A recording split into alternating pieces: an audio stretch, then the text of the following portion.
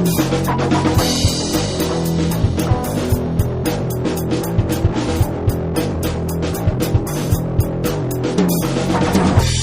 to The Watching Dead, the officially unofficial podcast for The Walking Dead on AMC. I'm Jim. And I'm Aaron. And tonight we're discussing Season 4, Episode 13, entitled Alone. One of my favorites of the fourth season. The second half of the fourth season, I guess. It's pretty good. A strong episode. I really like the, I guess, group theme here. The not alone theme. How everything works better in the zombie apocalypse when you are not alone. That is kind of what everybody is struggling with. Yeah, Some people want to be alone, others don't. It's a very mixed bag here. You don't split the party. You never split the party, yeah. Bad That's idea. A horror trope. Yeah. And they take good advantage of that here. Do we have anything to talk about before we get into the recap? Just because I got a lot of people asking me, the Walker Stalker Con Chicago version meetup is at the Red Barn Lounge at 6 p.m. on Saturday the 15th. Okay. So if you're going to the Walker Stalker Con, please stop by the Red Bar and Lounge. It's actually in the official hotel's lounge or bar area, whatever the hell you call it, which is just, attached practically to the convention center. It's very easy walk at any rate. Should be nice weather, so stop on by, shake our hand, punch us in the mouth. Don't do that. Yeah, probably a bad idea in Chicago. Fucking communists. They'll put you in jail for something like that there. Get a crossbow to your head at Walker Stalker. Crossbow to your head. Yeah. Come by and say hi. Also, just personally, something exciting. I got invited by Jason from the Walking Dead cast to co-moderate the panel for Gwendolyn Christie, Brienne of Tarth of Game of Thrones fame on that's Sunday. That's super cool. I'm very excited. If you got any questions in mind, pop over on Facebook.com/baldmove and send them to me. I got a thread on that. Or you can email me at a.ron@baldmove.com or probably nightswatch@baldmove.com. They all go to the same damn place. I mean, it's a little the little secret that we have. Not so well kept now. All right. Anything else? I think that's it. Hope to see you all there. Perfect. Let's get into the recap. We start off this week with a montage of Bob walking through the woods, wandering the woods of Georgia, alone and depressed, until he finally runs into Daryl and Glenn. A lot of good shots here. I really like the idea, first and foremost, of sleeping on top of a truck. That's brilliant, right? I mean, people can't see you, let alone walkers getting to you. Sure. That's a great place to sleep. Especially if you have a roll of toilet paper. I mean, you are set. You just take a shit right off the side. Exactly. You're good to go. You could probably scrape, if you're flexible enough, you could scrape it off on the edge. Kind of like, scraping a boot to get the mud off. Yeah, we're going to start the podcast like this? That's exactly how we're going to start. Perfect. Practical, survival-oriented suggestions. Yes. I feel bad. I'm like 3 weeks behind on the survival guides. But, speaking of, do you want to promote anything of your practical suggestions? No. No? I'm not ready. Oh, okay. So I wrote a book. Yeah. It's not ready for publishing, but the first draft is out. It's in Jim and a couple other personal friends' hands to do proofreading. It's a season one. It's a season one episode guide and survival guide for The Walking Dead.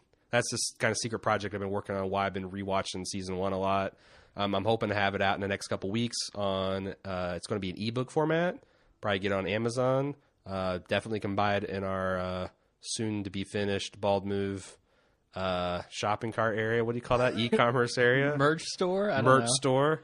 So yeah, it's going to be price to move, I would say. Okay. $100 a copy. That's a pretty good price. I'm targeting $1 a copy. Okay. And if it sells well, then I'm going to go do season 2 and so on, and they'll probably be $3 because season 1 is only 6 episodes. You forget. Sure. It's a short one. So if Tell It to the Frogs isn't really an episode. Yeah, I skipped it. In fact, there's no coverage. It's just like moving on. Uh-huh. It's funny because I actually think that's got a terrible title and it's got a terrible line by Lori. Uh-huh. But I think you're confusing that for the episode, the Vatos episode. No, you're totally right. I am.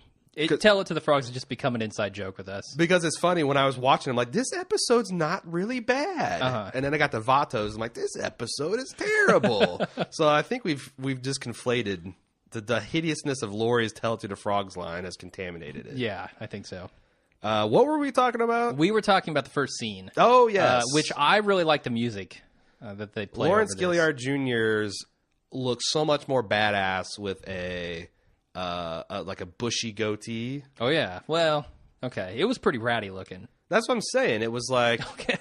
he had the black man's goatee. Like it was. I can't grow it. My beard hair grows weirdly straight. I can't grow one at all. So. No, right. Yeah. But he had. It's not patchy so much as it was just kind of bushy. Okay. And He also had the machete slung over his shoulder. The machete slung over his shoulder was working for me. Everything about his. If I was going to buy a Bob Stuckey action figure, I'd want the Alone version without the goofy grin on his face. I'd want, with the machete slung over one shoulder, the bottle of NyQuil in another hand, and maybe be able to swap his face out for one with tears running down. Because he seems like he might have cried himself to sleep a couple nights. Oh, yeah. I assume so. Every night there wasn't a walker trying to eat him, he was crying. I don't think there's enough NyQuil in the world to quiet down a walker that's outside a drainage ditch that you're just holding out with a couple of sticks. Yeah, I couldn't go to sleep. No. So, I don't know. I wonder, it's got to be pretty far into the outbreak because he meets up with Daryl and Glenn, like I said, and they ask him the questions, which was cool to see, those coming back, because we only really saw them one time, season ago. And well, put a fact, Rick got him through a delirious vision over the phone. So this is his third time we've seen him. Okay, yeah. I guess we've only seen him ask the questions. Ask the questions twice. Right. So the first question is, how many walkers have you killed? Bob's killed at least a dozen. A couple dozen, I think. A couple dozen, okay. Which is at least a dozen. They ask him, how many people have you killed? And he says, one. And they ask him why, and he says, because she wanted me to. What do you think of that? Victim blaming, the classic "she wanted it" argument. I don't buy it. I don't know. I'm guessing it's because she got bit.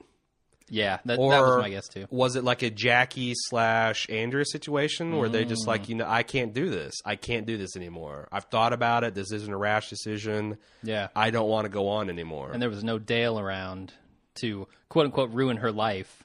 But I'm guessing it's probably because she either got bit or she got otherwise mortally wounded and she wanted to be put out of her misery. Yeah, I assume so. All right, I mean, there's not too much more to talk about in that first scene. We can move on to the Walkers in the Fog, which I really, really liked. You didn't like it so much, according to the Instant Cast, right? Yeah, I mean, I don't know. Again, there's nothing offensive about it. It's just... Okay. It's like this was this episode's... Well, no, not really. It was this episode's B-plot zombie set piece. The A-plot clearly was Daryl at the mortuary. Yeah. And I just like for those... I don't know. I just like for those to go like super gonzo. The whole Gorillas in the Mist is kind of like... I don't know. I'm not going to... Because people just... I don't think people tune in this cast to hear me bitch and whine. So, no, a lot of them do, I think. Do they? Oh, yeah. I don't know. Why do you think your survival guides are so popular? I don't know. I don't know why I didn't like it. It seemed like they were wanting to be arty. And it kind of came off pretentious for a scene to excuse them. But I don't even believe my own bullshit here. Like, I can't defend it. It was just tense. It was the first 15 minutes of the episode, and I'm a little gun shy. That's like, true. Anytime I see something like that, I'm like, oh, God. But just put yourself in that situation. You're in the fog. You have no visibility, like a foot in front of your face. And that shit happens. You hear, it happens. In the Midwest, in the South, in the morning, it can be fucking soup, let alone the Northeast. I mean, I know we're not, like, got this shit locked down on geography, but that kind of fog in the middle of a woods in a zombie apocalypse is terrifying. Walkers around you. Especially since fog fucks up the it's kind of like freshly snowfall. It kind of does weird things with the sound. Huh. I didn't know that. Okay. We need to run out in the fog in the early morning. No, I'll do that. Next time the fog rolls in, I'll check it out. All right. So Bob almost gets bit here, and he claims that the bandage saved him. And a lot of people had a problem with this, including you, I think. Yeah. Remember, this is not like a kid's first aid kit SpongeBob Band-Aid. This is like wrapped up bandages. I'm just saying, I'd be like, ha, that's great. Let's see the wound.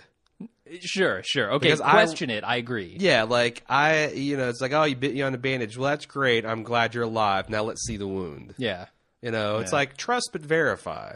Yeah, who was the guy in season 1 who died against the Jim. tree? Jim. Yeah, he wouldn't show his wound to anybody. Yeah, and Jackie, if Jackie was still around, she'd be there to holler, Jim got bit. Yeah, none Everybody. of these people were around then, so. But I'm sure they've dealt with this stuff before. Yes, all of them, every one of them. I know for a fact. Yeah. I've dealt with this because I've seen them deal with it. And then, so Maggie is saved by Sasha here, which I think is interesting in this theme of alone. The fact that she needed Maggie there, or she needed Sasha there to save her, otherwise she'd be dead meat. Right. Well, the other thing is about the bandage saving you is like I actually wrote something about that in my first book. Oh, okay. Because there's a scene in the first season where like a platoon of army guys or marine guys get overrun and they got full like biological warfare suits and like the zombie like bites a dude on the shoulder. I don't know if you're familiar with like battle, the standard BDUs, but I would challenge anyone to throw that on like a side of ham and try to bite through it as hard as you can. All right. You just can't. I'm sensing a YouTube video. What I'm saying is if these people wore Carhartt shirts or any kind of like thick denim shirt, the zombie bite mortality would go down to 0 because the primary zombie bite area seems to be like neck area. Oh yeah, sure. And a lot of these idiots are wearing tank tops and t-shirts exposing that area. And if you just like wear some solid work weight clothing, you'd be safe. Yeah, so we've talked about how none of the zombies are wearing short sleeves. Yeah, but all of the survivors, it should be the reverse. Yeah, it's like it's like anytime anyone gives me shit about wearing all my motorcycle gear in the height of summer, I always say I'd rather sweat than bleed. Yeah. That goes double when you can fucking become an undead with a scratch. Yeah, definitely. But, the other thing that happens in this scene is Bob, when Sasha goes in to hug, he says, ow, ow, ow, and he says, I didn't say to stop, I just said, ow. Obviously foreshadowing something that Bob has for Sasha that we never knew about. I mean, this is the first I'm hearing about it. Yeah, but he's a man. She's a woman. Oh, okay. Automatic. Just boom. What? Yes. Yes, it is. On. Why isn't he after Maggie then? Because Maggie's taken. He's not an asshole. That means nothing in the zombie apocalypse. Glenn's dead, as far as they know. That's not the gospel of Bob. Hell no. That's true. All right. Let's move on to Daryl and Beth. And the first time we see them this episode, she's learning how to shoot a crossbow, and Daryl's teaching her. She is tracking walkers. She thinks she's good at it, but she runs out into a field and gets caught in a trap. A bear trap. Yeah, a small bear trap. Well, I mean, this is a cub trap. This is not full-blown black bear trap. Yeah. Because that would have taken her foot off. You would think so, yeah. But yeah, she tries to shoot the walker. She doesn't do it, and Daryl has to save her. There again, another thing, everyone should wear combat boots or cowboy boots or boots that go up to your calf, because that's the other primary spot that people get bit is like on the fucking ankle when they grab your foot. Yeah. Cover up your neck and your ankles, people. I don't think Glenn's wearing Chucks anymore, right? Was he was wearing like Chucks in season 1. Like Chucks and flannel and a hat. Last time I saw him, he was wearing full fucking combat armor. Yeah. I appreciate I like his approach there. For sure. So when Daryl rushes in to save her, right after her saying that, she's getting good at this, I'm not going to need you pretty soon. Mm-hmm. It's just, I mean, that's reinforcing once again this theme of how it's better to have people there to help you in the zombie apocalypse. Yeah, real good job there, Beth. When you're tracking, maybe watch where your feet are going. And it's also funny because last episode, the exact same thing happened. Like she killed a walker. She said, I'm great. I'm awesome. I don't need you. And then 6 walkers storm in, and Daryl's got to take control. It's the arrogance of youth. I guess so. I don't know what else I want to say about that. Not much. Let's move on. Bob, Maggie, and Sasha decide they're going to wait until the fog clears to move on, and their compass is broken. Not much in this scene. Mm-hmm. Maggie Bob breaks out happy. the survival skills, with the simple observation that the sun rises in the east and sets in the west.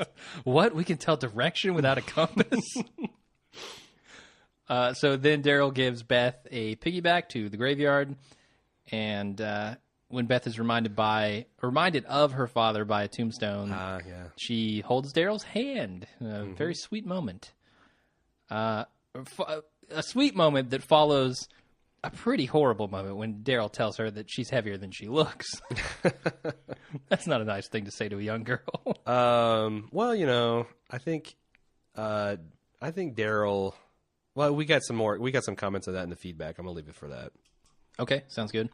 The other thing that happens here, kind of the important point of this scene, is Daryl talking about the good ones not surviving. And Beth, I think when she sees this tombstone, she's very much thinking of her father and how he just died and he was one of the good ones. And that really hits home there. And Daryl throws a flower up there, which was nice. And we go to Maggie, Bob, and Sasha again, and they're deciding, hey, we're going to go to Terminus because they see the sign. And Sasha's not happy about it. And it felt to me like she was starting to think her opinion didn't matter in this group. And I think that you had disagreed with me in the instant cast a little bit. Is that true? How so? Or, I don't know. You just said you weren't sure about it. I wonder if you'd have a chance to... I'm not sure what you're referring to. Well, there's a look. Like when they talk about how we should take a vote to see where we're going to go. And when Bob says we're going to take a vote, he steps to Maggie. Like making it very obvious where this vote would be divided. And Sasha's just like, we don't need a vote. Oh, wow. Because when we were doing Instacast, I thought you were talking about their kiss or something. No. So, I mean, that's, when you got a majority of three people, a simple majority of three people, the third person does feel like, but that, sometimes you're just being an asshole.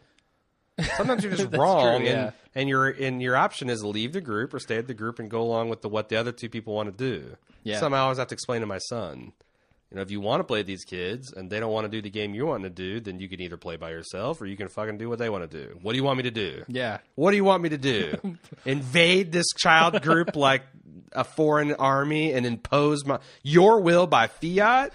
Get out of here with that shit, Sasha / my son. General Aaron Bismarck. Yeah. I mean, but I don't know. It's kind of a dick move for him in that light. Not very diplomatic. Sure. Yeah, I mean, he didn't really need the gesture there of stepping toward her. There's the other thing that he reveals here that we haven't really talked about since it happened, that Bob heard the message on the car radio, and that was this message. Yeah, and I love how the other people like, the fuck we just find out about this? Uh-huh. That you heard a message on a radio? Yeah, like I'm checking the timeline. Did you guys, let's see, what happened after you guys got back? I'm pretty sure there was a little bit of downtime. Not much, but enough for you to be like, you'll never guess. We heard a fucking radio transmission over the it's the first one we've heard in 18 months. Yeah. Yeah. I like that. Someone probably would have mentioned something. I feel like Daryl didn't have time to. He got roped into the whole Tyrese thing with Rick and... Somebody did. I mean, this is groundbreaking news. Sure. Michonne's not going to say anything. She wasn't saying anything at that point. Right. So, anyway. So Beth and Daryl then head into the house near the graveyard and discover that it's a funeral home. And as soon as I saw Daryl walk in and kind of scrape some makeup off, I was like, oh, this is Greg Nicotero's house. Because whoever's doing that makeup is a master. Although in reverse, he takes he takes zombies and turns them into normal people. Well, in his day job, sure, he turns people into zombies. At night, he goes and takes the zombies he's created during the day and turns them back into people. That's my theory. Incredible work. This house is a conundrum in the episode, and how so? Because a lot of things would make sense if this house was just a honey pot, something to attract survivors to then prey upon them. Yeah, like a false distress signal or something like that. But the amateur or not amateur, like super uber professional mortician work, it is hard to reconcile with that. I see, because that has to be continually done. Like. Yeah. Even if you do a good job on a zombie, it's still going to continue to decay and rot, and that makeup's going to crack and peel. I mean, someone was just there, as everyone says. Like, this place is being kept up. It's being clean. Look at how well provisioned it is. If you just want to make a honeypot for people, just stock it full of food. Yeah. You don't have to have the pretty bodies. That's a fair point. So I hadn't considered. I feel like that there is something we don't yet know about Beth's abduction, the person that lives there at the house, or what that that we are intentionally being misled. I'm going to give them the benefit of the doubt and say this is going to work out in some manner that we can't foresee yet. But it's probably not going to be what we think it is, which a lot of consensus seems to be a trap. Yeah. And we actually, on subsequent viewings, we noticed something about the car that we'll get to here in a bit. That might be a clue as well. Okay. Then Maggie's out getting firewood while Bob... I think getting firewood. She's really getting firewood, right? Oh. At this point, she's not gone yet. Because she comes back and writes under her bedroll. Okay. So she's out getting firewood while Bob and Sasha talk about whether they should stop when they get to town. Oh, we know she's still around because she overheard this conversation, as she later on says. Oh, I missed that. This is what drove her off. Oh, you're right. All right. So they're talking too loud. Yes, which might attract walkers as well. Bob doesn't believe her reason for wanting to stop, and Sasha wants to find a building to hole up in the first town that they run across. It's got to be easier to survive with more people, right? Yeah. The idea that Sasha has that just Bob and her are going to hole up in this episode and survive seems crazy to me. I think it's ridiculous that they just dismissed Terminus altogether. Sure. I think if I was a person, I would have a pair of binoculars or something, and I wouldn't follow the fucking tracks. Yeah. I would go parallel to the tracks, but somewhere kind of off the beaten path so that people couldn't see me, and try to get a kind of eyeball the situation in Terminus. Yeah. And observe them for a day or two. And see what kind of people they are. I mean, if they're like these, the tennis ball guy and his assholes, they can't keep from being assholes because they don't think anybody's watching them, and there's no laws to break, so they do whatever their base instinct is. If you got a good group of people, you should see them doing things like gardening and sharing supplies. And although, look at Woodbury. Not beating the shit out of each other. Well, that was kind of an anomaly. I mean, they were doing horrible things, but nobody really knew about it. Do you think, though, that if you were outside watching Woodbury for several days, that you would get some of that, though? Maybe not. It was highly militarized, I feel. Like the whole screamer pit, but like, all that's way out there. That's true, but wouldn't you follow them? If you could, you don't have a truck. That's true. The problem. Yeah, I mean, I'm just saying that, and maybe that's what Sasha's saying, because she does have experience with a funhouse land like Woodbury, where everything looked too good to be true, and it was. And I think that's why she, Maggie doesn't have that experience. I mean, she saw the dark underbelly of Woodbury, but she didn't get to see the light. And Bob doesn't have that experience, so maybe that's why she is so hesitant about going out there. Yeah, I didn't even think about that. But still, it seems like you have to at least try. I think so. I mean, the idea that two people can survive alone for any length of time is crazy to me. I mean, you have to not only fortify yourself, but you have to scavenge. There's nothing around. It'd just be really difficult. I do, however, like that all of the survivors have been in this world long enough to know the kind of basic survival techniques, where Bob is immediately when they set up camp, he's stringing cans and pots and stuff around the camp for an alarm system. Daryl does the same thing. A little close to where they're at. A foot and a half away, yeah. At that point, you might want to already be awake. You'd have just enough time to open your eyes and say, how do you do to the zombie that's about to eat your neck? Sure, but the idea that they need to do something like that is cool, and showing that Daryl also does it later at the house. Interestingly enough, I actually think Daryl was putting back into place an alarm system that already existed. Oh, maybe so. That's what that's the impression I got. Maybe not, but that's the impression I got on the viewings I had. Okay. Let's move on to Daryl and Beth finding the stash of food in the house. This is a pretty funny scene. Good scene. I liked it. Daryl decides he's going to take some, but he's going to leave the rest for the owner, prompting Beth to say that he's a good person, which is something that Daryl thought didn't exist. Yeah, you only steal the stuff you need to survive. Pig's feet. Pig's feet. Yeah. The white trash brunch. I just thought it was really hilarious when Daryl's like calling the pig's feet. Hey, those pig's feet are mine. Yeah. And he was very observant to see that there's no dust on the food. Somebody was just there. Like, I mean, I know the house is clean and it seems obvious that someone is there, but that shows you that it's really, really recent. Sure. And yeah, I mean, there are still good people. Daryl is one of them. I mean, that just got through living in a group of good people, except for that dastardly Carol and her hell-spawn psychos. Yeah. Bad apple in every bunch. Which we're probably going to see them next episode, right? It's been 2 episodes now. Who knows? All right. I hope we do. So after locking the place down, Daryl and Beth enjoy some small pleasures, like lying in a coffin and listening to Beth's annoying singing. Lighting a million... That's the other thing that's like, the guy's like, when he comes home, he's like, I was expecting to use those tea candles to, like, read for 30 fucking days. I'm so glad you lit 18 of them to give yourself mood lighting while you played your shitty music, you bitch. Yeah. I think that's, I get the pig's feet. I wasn't actually going to eat those until I was ready to starve anyway. Sure. But those tea candles have utility at night. Yep. The thing that we really notice here is supposed to be this connection between Daryl and Beth, obviously. Before, he was making excuses that, or he was saying, like, your singing is annoying. I don't want to hear it. And apparently he told Beth that. Now he's, kind of making excuses so that he can hear it. Like, there's no jukebox. Do you think she's a good singer? I know she's semi-professional. She's pretty good, yeah. Yeah, but I remember we used to make fun of that too. How like the fucking show would use any excuse to get her to doodle-bug it up. Yeah. But I noticed last night I was trying to objectively say, like, is this good? And it was all right. Yeah, it was better than I can do. We'll say that. Just sure. Sure. I'm going to do a great serenade next week. No. You'll hear it. No. I'm going to put it in after the cast. She's also a much more attractive woman than you, too, if we're going to talk about things that you have no hope to compete on. Yeah, there goes all my hope. Thanks, man. So Maggie has taken off from the camp, and Bob immediately wants to go after her.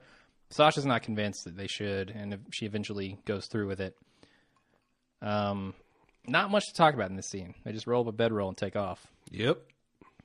Maggie then walks down the tracks, and she finds another terminus sign, and she cuts open a walker. I wasn't sure what she was doing here at first. Finger painting. I knew right away. You knew right away? Yeah. Okay, because, she starts with the knife, like she's going to just cut into the metal there, which would dull your knife. Yeah.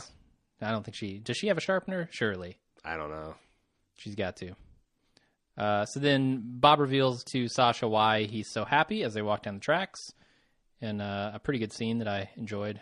They find Maggie's message to Glenn written in the blood of the walker that she cut open. Right. So Bob is not... I think we kind of deduced this already, that Bob's big thing was about being alone. It's fairly evident in the first scene that he just wanted to be with anybody. He didn't care. Sure.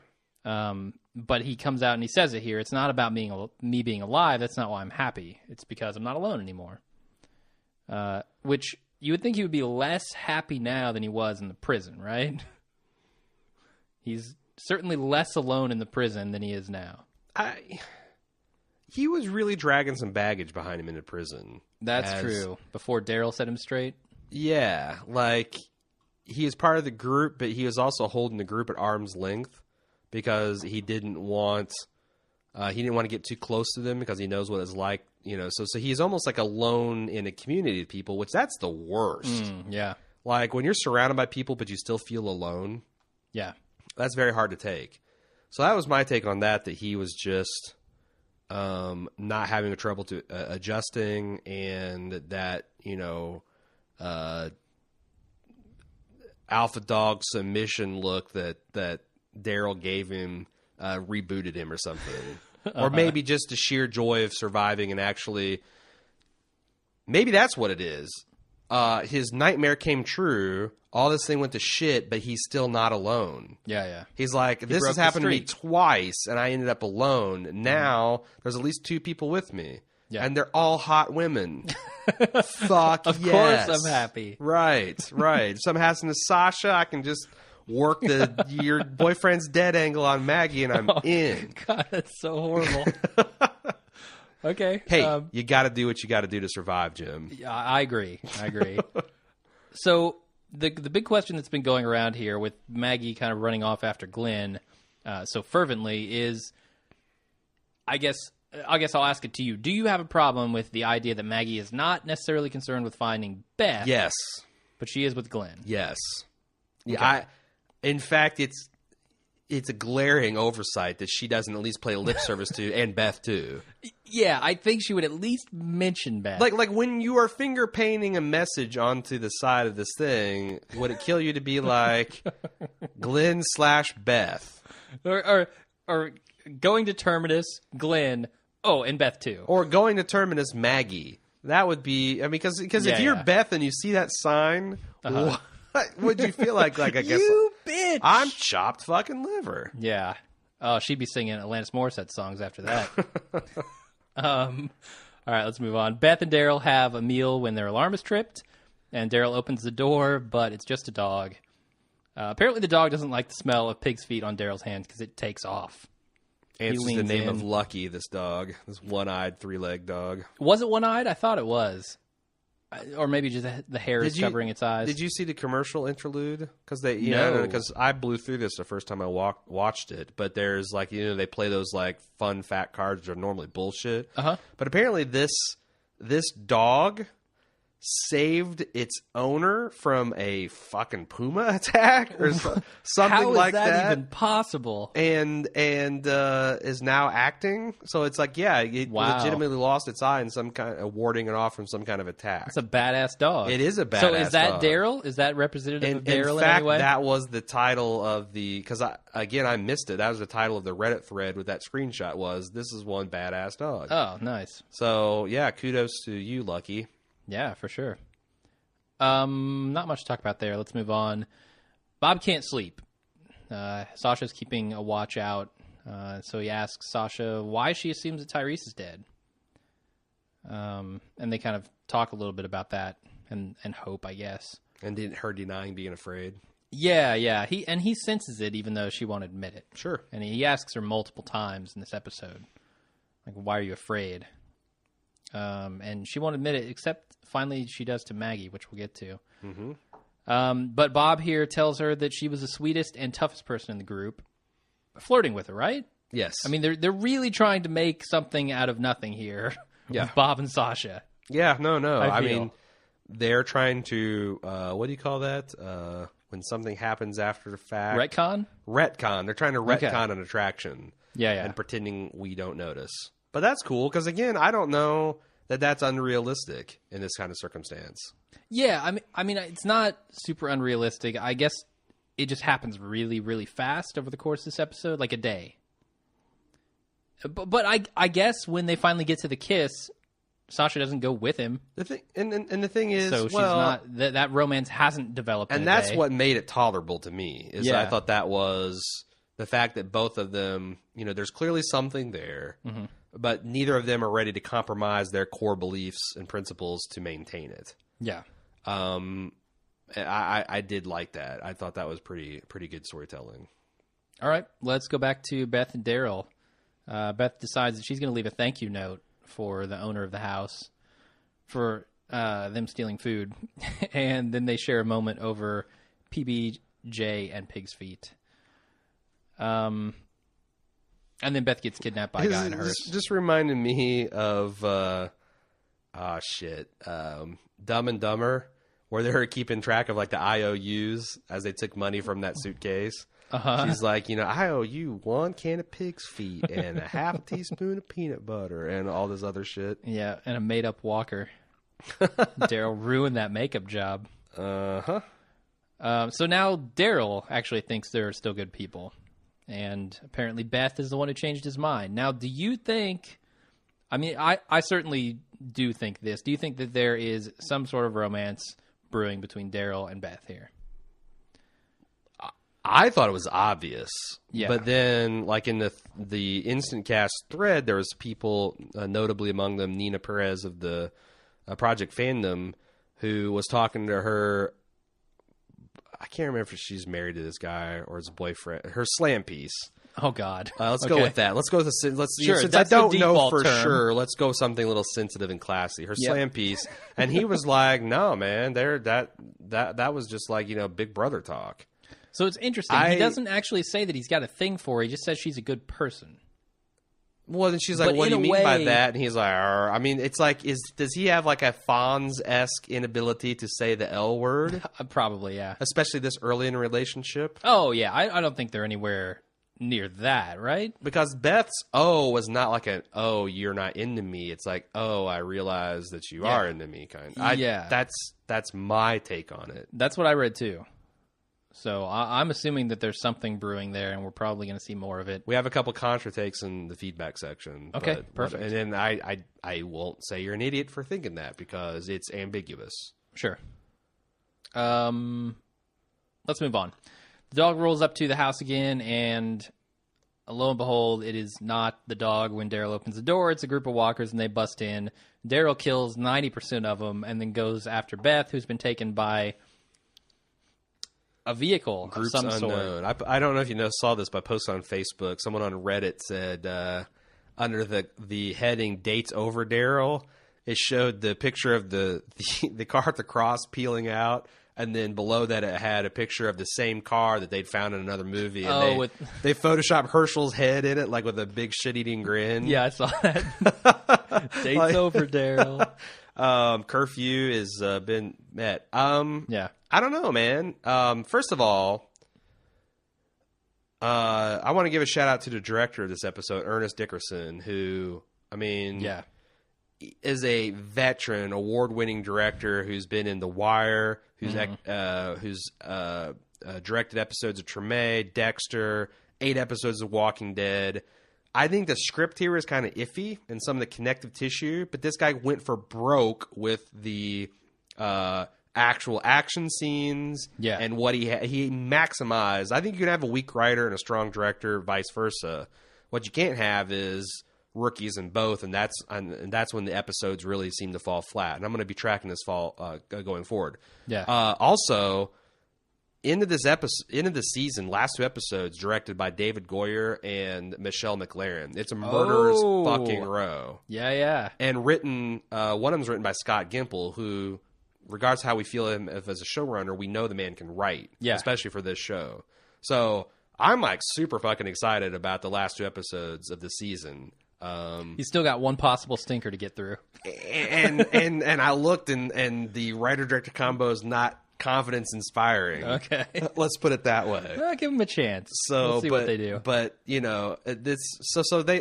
do have some talent here. And I think that you can tell the way the action was staged with Daryl's, like a lot of people said, like it was unrealistic that these, infinite zombies stumbled upon the house and that caught him in with his senses unaware. Mm-hmm. I'm not going to dispute that because I felt a little bit of that too. Yeah. But the payoff was really awesome. It was a very entertaining, tense sequence. Because, again, I take it for granted that Daryl can die sometime in the next year or two. Yeah. So I'm always... In fact, when he climbed into that fucking coffin... You were worried. Yeah. I'm like, that could be foreshadowing. Oh, yeah. And it still might be. I don't know that he's out of this the is the most comfortable woods. I've been... for however long he was. I'm like, oh wow, Yeah. You don't say that when you're sitting in the coffin. Not in this show. Not in this shithole. So yeah. The other thing is, I want to talk a little bit about the action because this just was the most badass scene I've seen in a while for Walking Dead, and we've got one of the most badass characters. And I know you touched it briefly, but I loved when he got behind the gurney and he's just like 6 walkers coming at him, and he's just stabbing them in the head one after the other. Yeah, I'm going to get a and layer. And he pushes them back. He goes to another gurney and does the same thing. Yeah, I'm going to get a layer of these as a distraction. I'm going to go through the other's legs because they're dumb sacks of shit, and get another one, distract them, and then bolt for the door. It was really, really smart. And I think Daryl does a lot of that stuff. Like earlier when him and Beth are in that field and Beth is trapped in the bear trap, he knows, like, neutralize the real threat first and then go back for her. I could see other characters just going for her and trying to free her and the walker just getting in too close. Yeah, it's like, when the gas mask to send when your aircraft is going down, you put on yourself first before you put it on friends and family and loved ones. Sure. Just because you do no one any good if you're yourself fucked. Yeah. So, okay, so let's talk about this car a little bit. Before we do that, he sees the bag on the ground. I want to talk about this bag. Okay. This is definitely Beth's bag. Some people were saying maybe it's Daryl's bag. It's definitely Beth's bag. Okay. She has it on when he gives her the piggyback. there are stacks of cash and jewelry and maybe a cell phone in there. Yeah, I thought because we kind of zoomed in and freeze framed, I'm like, is that a cell phone? Is that a smartphone? Uh-huh. So I don't know what's going on with this bag. Do you think it's actually fuck, what's her name? Beth? Emily Kinney? Do you think it's actually Emily Kinney's personal bag? It's not even a prop. That would be pretty funny. It's just so Emily Kinney takes all her Walking Dead money and stuffs it in her purse. Yeah, no, she must get paid in cash. She doesn't have a checking account. She doesn't trust that shit. Cash and Greg Nicotero's rings. Yes. Like every scene she does where she almost gets bit, he's got to take a ring off, give it to Emily Kinney. No, yeah, it's just that's her personal stash. That's the only thing that really makes sense. I mean, because people said, well, they're taking money to wipe their ass or they're taking money to set fires, but what do you need a jewelry for? I don't know. I feel like maybe it could be, Beth just being a teenage girl. Like, oh, these things are shiny. I like these. I'm going to take them with me.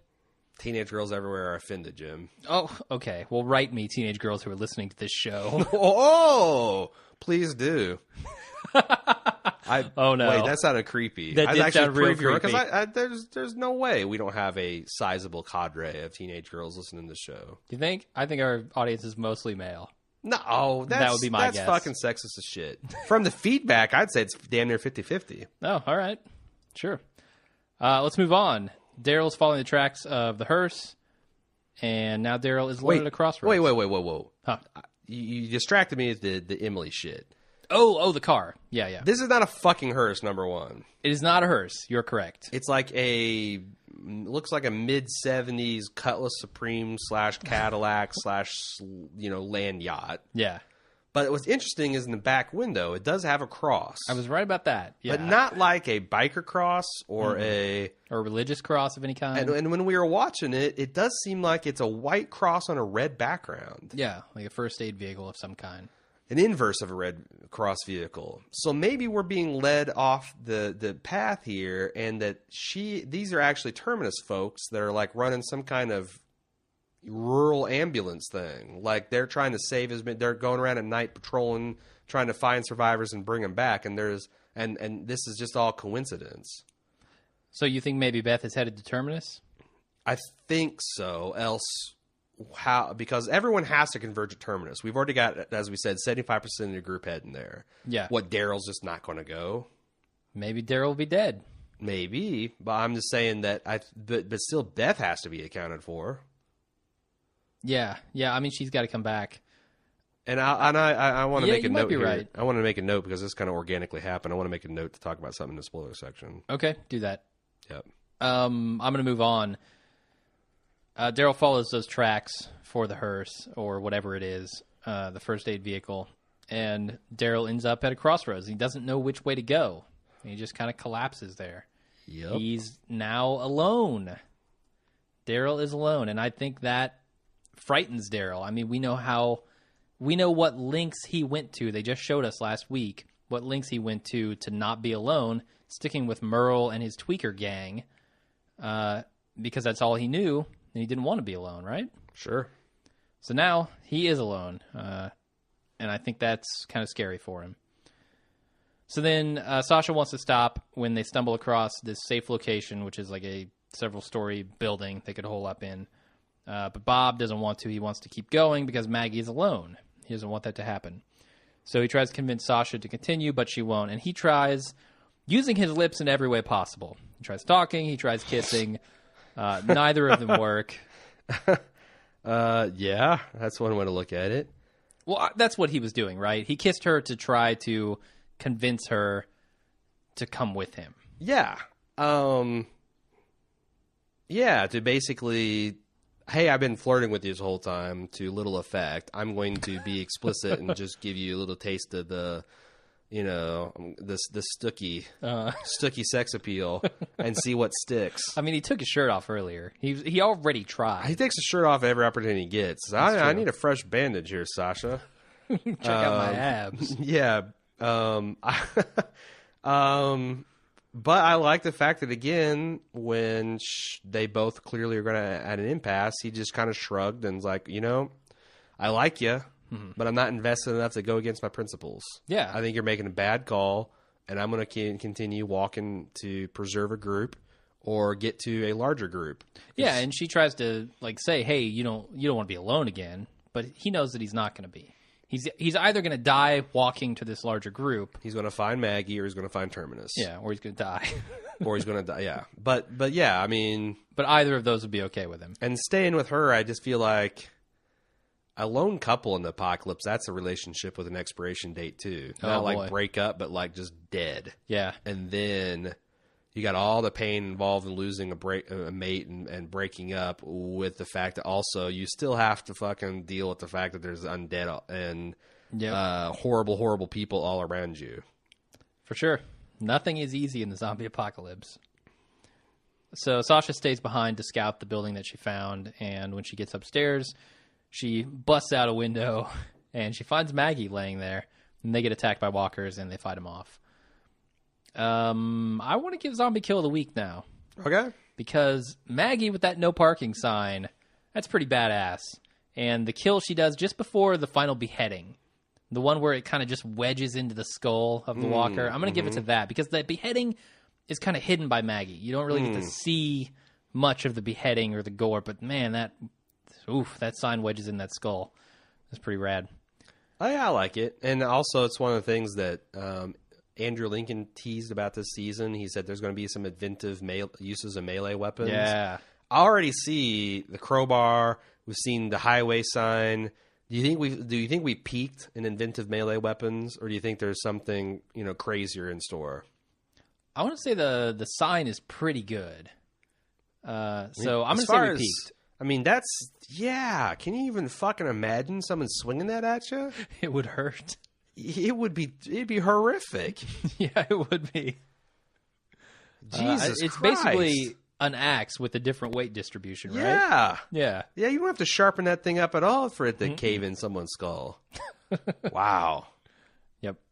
So we find out that Maggie was actually waiting for Sasha because, A, she needs her help, and she doesn't want them to be alone either.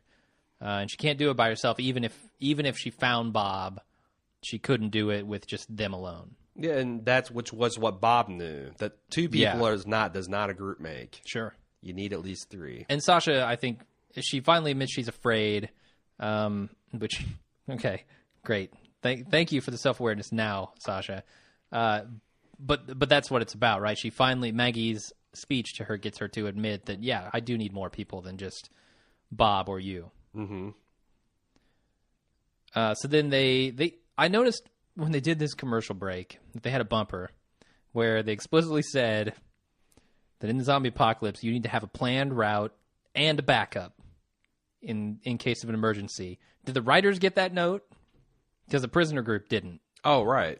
Yeah. I mean, that's something that people have been bitching about since the first episode, rightfully so. Yeah. Again, these aren't rookies. Everyone that we know on the prison council has been in the exact situation they've been in. And the fact that they didn't have a better plan.